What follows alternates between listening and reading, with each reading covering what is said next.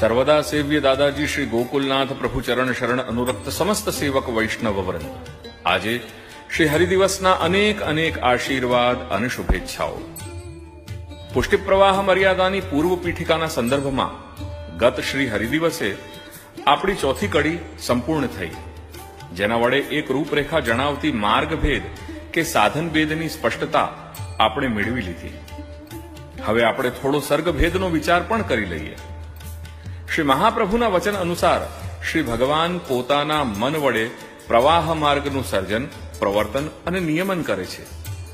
તેથી સ્પષ્ટ થઈ જાય છે કે પ્રવાહ માર્ગીય જીવોના વિશિષ્ટ ચૈતન્ય સ્વરૂપ દેહ તથા દેહથી ઉદ્ભવતા વ્યવહારની નિયતિ પરબ્રહ્મની ઈચ્છા પર જ નિર્ભર કરતી હોય છે।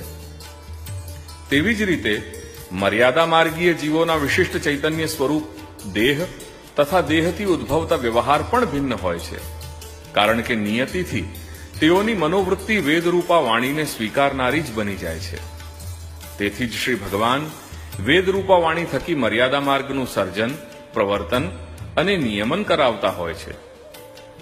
ક્યારેક પુષ્ટિમાર્ગીય જીવોના વિશિષ્ટ ચૈતન્ય સ્વરૂપ દેહ તથા દેહથી ઉદ્ભવતા વ્યવહારની નિયતિનું સર્જન, પ્રવર્તન અને નિયમન ભગવાન શ્રી કૃષ્ણ પોતાના પ્રકટ આધિદૈવિક સ્વરૂપથી જ કરતા હોય છે। અર્થાત પ્રવાહ સૃષ્ટિનું સર્જન, પ્રવર્તન અને નિયમન ભગવાન શ્રી કૃષ્ણ પોતાના મનથી કરતા હોય છે। મર્યાદા સૃષ્ટિનું સર્જન, પ્રવર્તન અને નિયમન ભગવાન શ્રી કૃષ્ણ વેદરૂપા વાણીથી કરતા અને કરાવતા હોય છે, અને પુષ્ટિ સૃષ્ટિનું સર્જન, પ્રવર્તન અને નિયમન ભગવાન શ્રી કૃષ્ણ પોતાના પ્રગટાવેલા આધિદૈવિક સ્વરૂપથી જ કરતા હોય છે। તેથી સ્પષ્ટ જાણી લેવું જોઈએ કે જેમ ત્રણેય માર્ગ કે સાધનમાં ભેદ છે, તેવી જ રીતે સર્ગ કે સર્જનની પ્રક્રિયામાં પણ ભેદ હોય જ છે।